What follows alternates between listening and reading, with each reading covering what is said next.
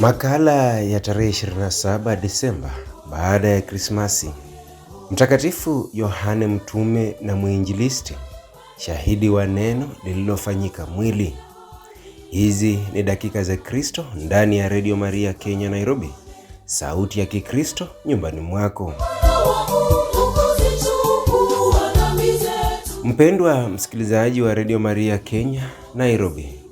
Leo tarehe 27 Disemba, bado tukiwa ndani ya mwanga na joto la Krismasi, Mama Kanisa anatuongoza kukutana na Mtakatifu Yohane mtume na mwinjilisti.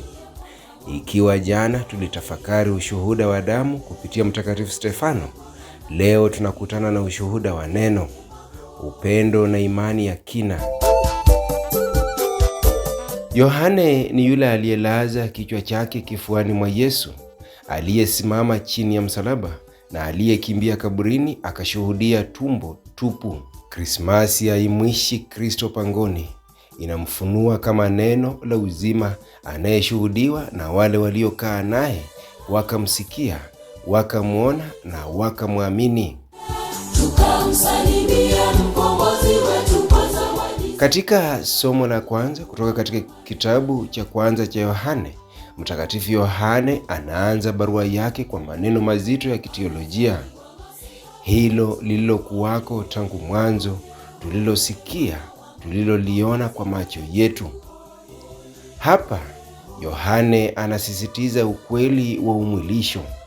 Kristo hakuwa wazo, hakuwa hadithi, bali alikuwa halisi. Alionekana, aliguzwa, aliishi kati ya wanadamu. Lengo la ushuhuda huu ni moja, ili ninyi pia mpate kushirikiana nasi. Krismasi kwa mtazamo wa Yohane ni mwaliko wa ushirika. Ushirika kati ya Mungu na mwanadamu na kati ya waamini wao kwa wao. Furaha ya kweli inatimia pale tunaposhiriki uzima wa Kristo. Zaburi ya leo ni wimbo wa shangwe. Bwana ametawala, dunia na ifurahi. Ulimwengu wote unaalikwa kushangilia kwa sababu mwanga umeonekana. Haki na uaminifu ni msingi wa enzi ya Mungu. Krismasi inakuwa tukio la kosmiki. Mbingu na nchi zinashangilia kwa pamoja kwa sababu mwanga umeingia gizani.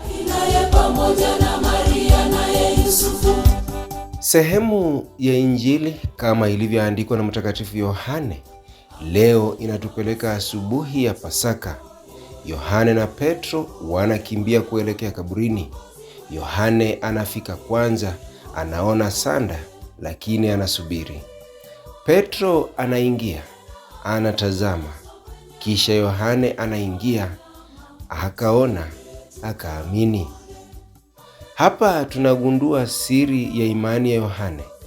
Hakuona Yesu, lakini aliamini. Kaburi tupu linakuwa ushuhuda kwamba yule aliyezaliwa Betlehemu alishinda mauti. Hivyo Krismasi na Pasaka zinaunganishwa. Mtoto aliyezaliwa ndiye Bwana aliyefufuka.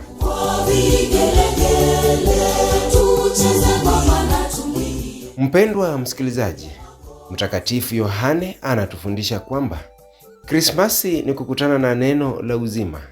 Imani ya kweli huona zaidi ya macho, na upendo na ukweli haviwezi kutenganishwa. Yohane hakuuawa kwa upanga kama Stefano, lakini aliishi maisha marefu ya ushuhuda wa upendo.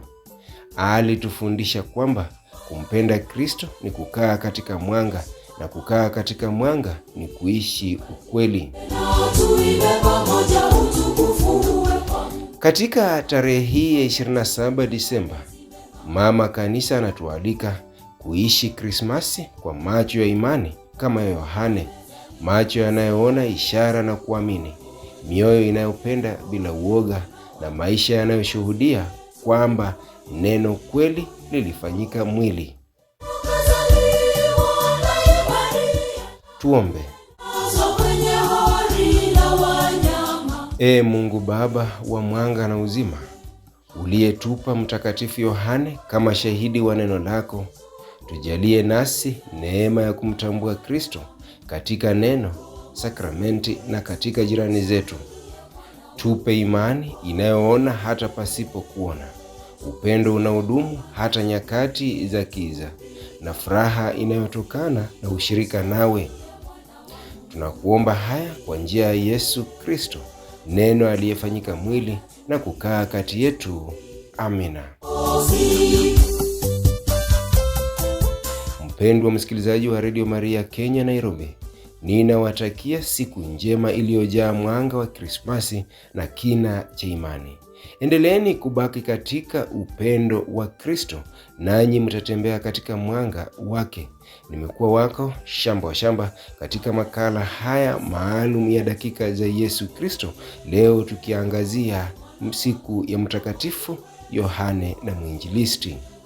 Bwana awe nanyi daima. Nawatakia siku njema na tafakari iliyo bora katika maisha yenu ya imani ya Kikristo. Tukamwone